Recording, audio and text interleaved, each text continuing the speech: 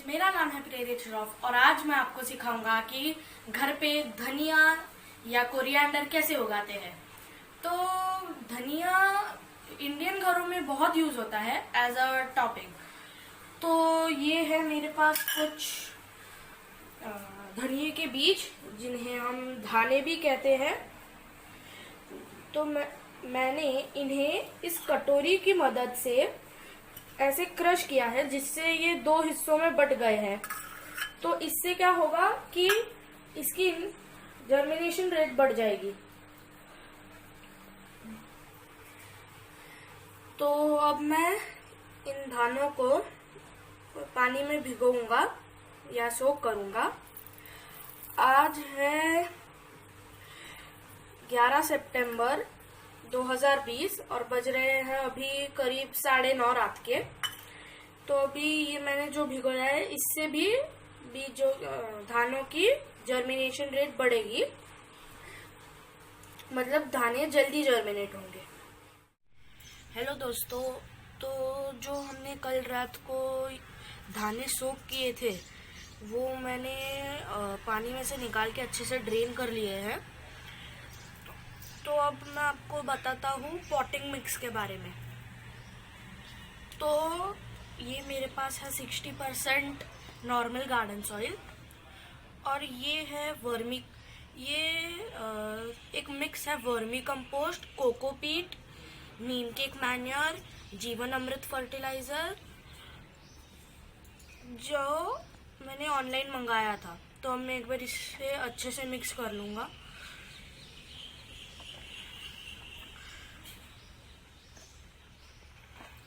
आप चाहे तो पानी डाल के भी मिक्स कर सकते हैं, लेकिन यहाँ पे अभी मॉनसून चल रहा है तो मैं पानी नहीं डालूंगा।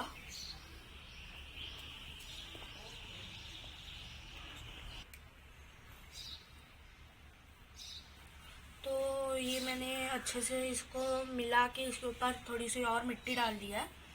अब मैं क्या करूँगा, इसमें थोड़ा अच्छे से इसके पानी डाल दूँगा इसमें।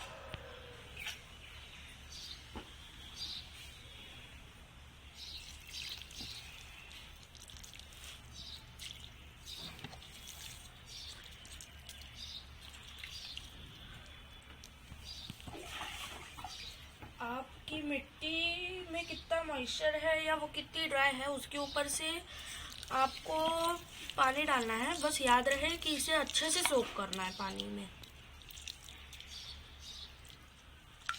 यहाँ पे रेनी सीजन चल रहा है तो अभी ज़्यादा नहीं डालूंगा। फिर अभी इसे 5 मिनट अच्छे से मिट्टी में सोक होने देना है पानी को। तो जैसा कि आप देख सकते हैं यहाँ से नीचे से पानी निकलना शुरू हो गया है। तो हमें तब तक ही पानी डालना है जब तक नीचे के ड्रेनेज होल से पानी निकलने ना लगे। तो आज मैं आपको 2 तरीके सिखाऊंगा धाने बोने के लिए। तो पहला तरीका ये है कि कोई स्टील की स्केल या लकड़ी की मदद से आपके पॉट की विड्थ के हिसाब से आप लाइंस बनाएं। तो लाइंस होनी चाहिए 2 सेंटीमीटर डीप और 2 सेंटीमीटर वाइड। तो वाइड करने के लिए आप स्केल को ऐसे आगे पीछे कर सकते हैं, या फिर अगर आप लकड़ी यूज कर रहे हैं तो वो करने की जरूरत नहीं है क्योंकि लकड़ी ऑलरेडी अराउंड उतनी ही थिक आती है। तो ये आप देख सकते हैं मैंने ऐसी लाइंस बना दी है। तो अब मैं इधर भी एक और बनाऊंगा, लेकिन मैं 2 ही बना रहा हूँ क्योंकि मेरा पॉट थोड़ा सा विड्थ में कम है।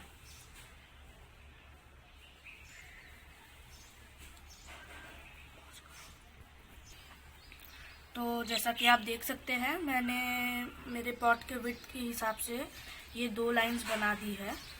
अब मैं इन लाइंस में ये दाने डाल दूंगा। एक साथ ज़्यादा भी नहीं डालने हैं क्योंकि फिर उसकी वजह से सीड्स की ग्रोथ में फ़र्क पड़ेगा।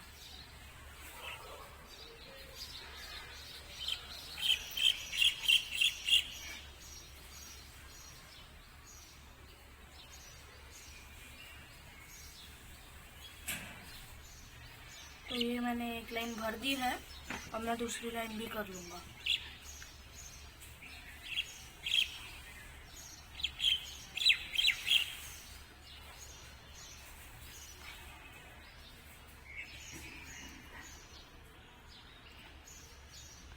अगर थोड़ा सा लाइन के बाहर भी गया जैसे ये, तो कुछ फर्क नहीं पड़ता है।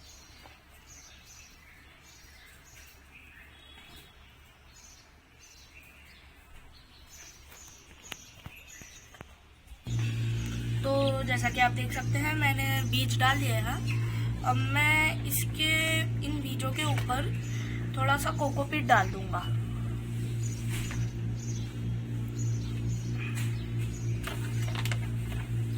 ये मैंने कोकोपीट घर पे ही बनाया है।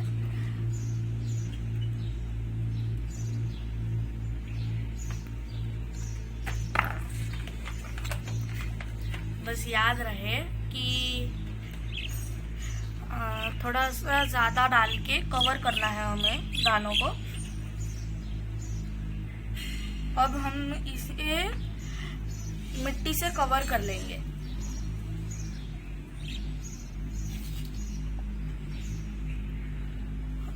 अगर आपके बीज अंदर गए हैं लाइन के तो ये स्टेप ऑप्शनल है और आप साइड की मिट्टी से भी इसे कवर कर सकते हैं।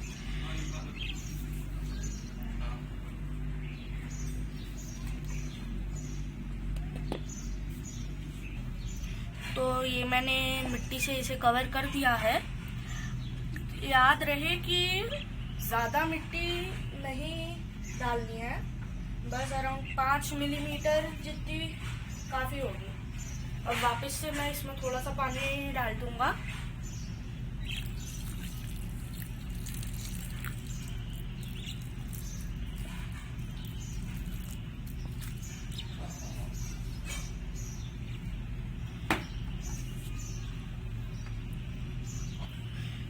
तो अब दूसरा मेथड ये है कि आपकी पॉट की लेंथ के हिसाब से और विड्थ के हिसाब से आप लाइंस बनाएं, या तो फिर कोई भी राउंड ऑब्जेक्ट की मदद से या फिर कोई भी चीज़ से आप थोड़े से बड़े सर्कल्स बनाएं। तो अभी मेरे पॉट की विड्थ के लेंथ के हिसाब से मैं अभी 8 बनाऊंगा, 4 ये लाइन में 4 ये लाइन में। तो जैसा कि आप देख सकते हैं ऐसे सर्कल बना रहा हूं मैं, या आप होल भी कह सकते हैं।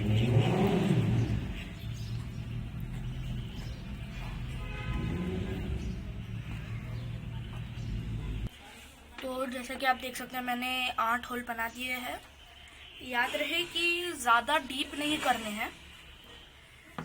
तो अब मैं इनमें दाने डाल दूंगा। मैं एक ही उसमें बहुत सारे डाल रहा हूँ ताकि हम उसे एज गड्डी यूज कर सके डायरेक्ट।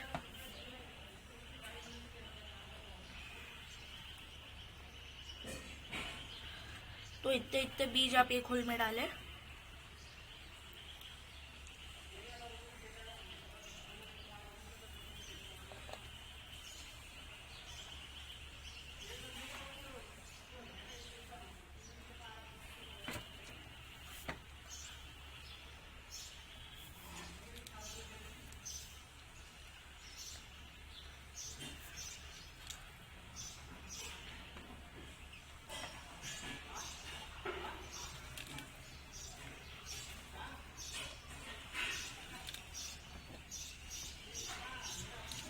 अगर आपने होल्स को ज़्यादा डीप किया तो चांस होते हैं कि पौधे को टाइम लगेगा ऊपर आने में।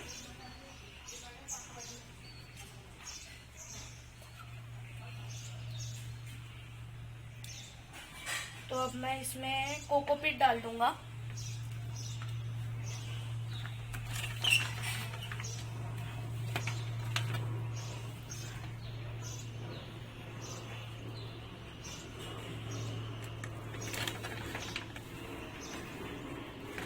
जहाँ पे सिर्फ बीज है वहाँ पे ही कोकोपीट डालेंगे।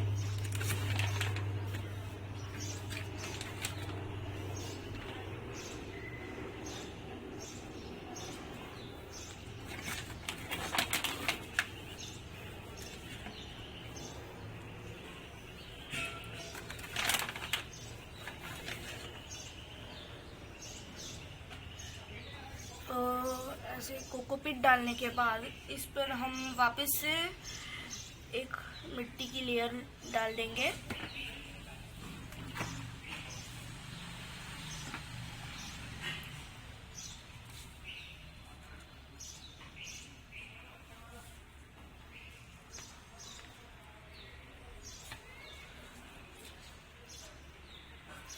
ज़्यादा पत्थर नहीं आने चाहिए।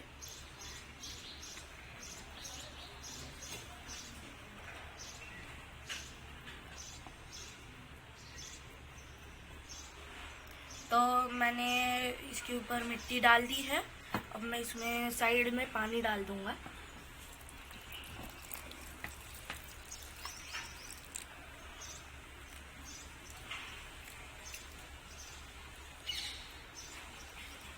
अगर हम बीजों के डायरेक्टली ऊपर पानी डालेंगे तो भी बीज बाहर आ सकते हैं।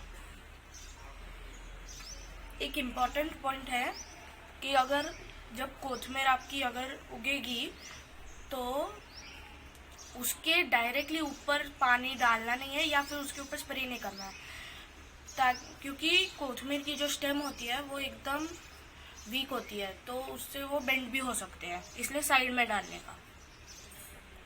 तो अब हमने बीजों को सो कर दिया है, तो मैं आपको रेगुलर इंटरवल्स पे इसकी प्रोग्रेस दिखाते जाऊंगा। और एक और बात, मैंने कई जगह पे धनिया यूज़ किया है, कई जगह पे कोथमीर, कई जगह पे कोरिएंडर, तो ये एक ही है। तो मिलते हैं अब एक वीक के बाद। तो जैसा कि आप देख सकते हैं ये सीड्स जर्मिनेट हो चुके हैं बहुत सारे, ये आप देख सकते हैं।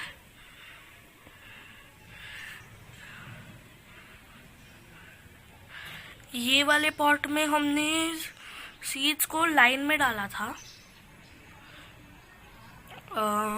सैटरडे को पिछले, और आज है 10वां दिन। तो 10 दिन के बाद इतने सारे बीज जो है जर्मिनेट हो चुके हैं। और ये वाले दूसरे पॉट में जिसमें हमने बड़े होल्स करके बीज डाले थे, उसमें आप देख सकते हैं कि बहुत कम बीज जर्मिनेट हुए हैं। ये आप देख सकते हैं, बहुत ही कम बीज जर्मिनेट हुए हैं। तो आज दूसरा हफ्ता जो है कंप्लीट हो चुका है।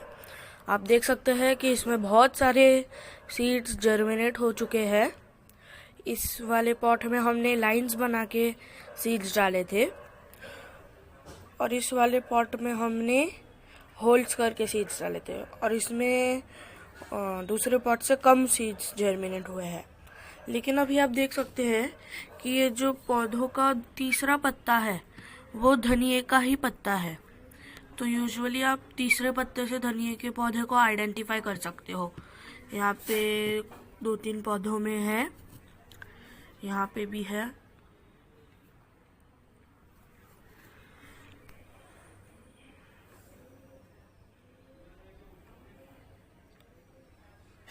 दूसरे वाले पॉट में भी कुछ कुछ में आ गई है पत्तियाँ, यहाँ जैसे कि ये आप देख सकते हैं।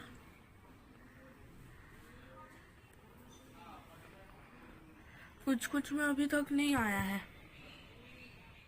तो 1 महीना हो चुका है, हमारे धनिया के पौधे बहुत अच्छे से उगे और मैंने उन्हें हार्वेस्ट कर लिया है। मैं आपको फ़ोटो दिखाता हूँ कि हार्वेस्टेड धनिया कितना आया है।